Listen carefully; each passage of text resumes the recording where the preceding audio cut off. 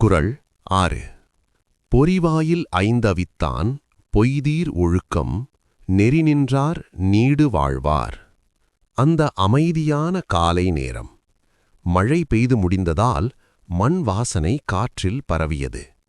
அரவிந்த் பள்ளிக்குச் செல்லும் வழியில் ஒரு பழைய கோவிலை கடந்து சென்றான்.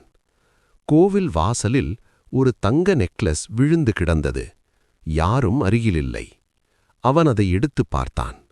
தங்க நெக்லஸ் பிரகாசமாக ஒளிர்ந்தது. இதை கொண்டு போனால் யாருக்கும் தெரியாது என்று ஒரு எண்ணம் தோன்றியது. ஆனால் அவன் இது என்னுடையது இல்லை என்பதை உணர்ந்தான்.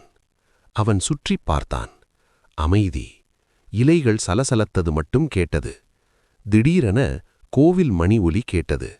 அவன் இதயம் துடித்தது.